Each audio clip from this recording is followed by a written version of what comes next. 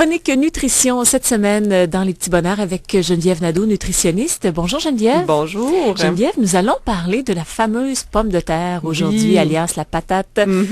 Elle a la vie dure parfois. Hein? C'est vrai, hein? C'est pour ça que je voulais en parler dès la deuxième chronique, parce que je me disais c'est un légume qu'on a tendance à démoniser un peu en raison du fameux mythe, les 3 P, donc les pains, les pâtes et les pommes de terre qui nous font engraisser. Mais est-ce vrai?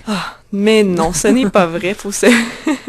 Il n'y a pas beaucoup de nutritionnistes qui vous le diront, mais moi je vous dis, il n'y a aucun aliment qui fait engraisser. Rappelez-vous bien ça.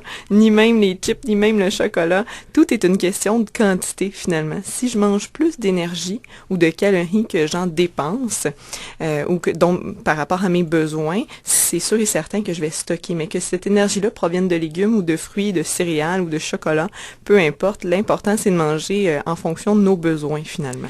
Et la pomme de terre, elle contient beaucoup de nutriments en fait. Et ce serait intéressant de dresser un petit portrait un petit peu plus juste justement sur ses avantages. Oui, alors la pomme de terre, c'est sûr que si on la consomme très souvent, bien farcie de fromage, de bacon et de crème sure, alors bien sûr que là on ajoute des aliments qui sont moins intéressants, qui sont plus gras, plus salés, mais au quotidien on peut très bien cuisiner la pomme de terre qui est un légume mais qu'on consomme habituellement comme un produit céréalier ou un féculent, hein, accompagné Pour accompagner, effectivement. Oui, effectivement, parce que la pomme de terre, elle a une forte teneur en amidon.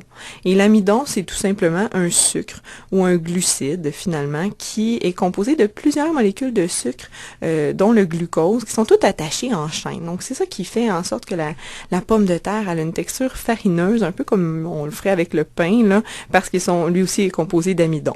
Et ça dépend des variétés, ça aussi, j'imagine? Est-ce que le degré ou la quantité d'amidon peut varier d'une variété à une autre? Mais peu importe le degré d'amidon, finalement, je pense que la pomme de terre, c'est un légume qui, malgré que ce soit de l'amidon, ça n'a pas d'effet néfaste, le fait que ce soit surtout de l'amidon comparativement à d'autres types de sucre. Mais la texture elle-même peut varier. Oui, c'est ça, c'est vrai. Donc, justement, à la fin, je vous donnerai une adresse Internet où vous pourrez aller voir parce que chaque pomme de terre a différentes variétés et on peut les apprêter. Il y en a qui sont meilleurs pour apprêter au four, il y en a d'autres qui sont meilleurs pour la purée.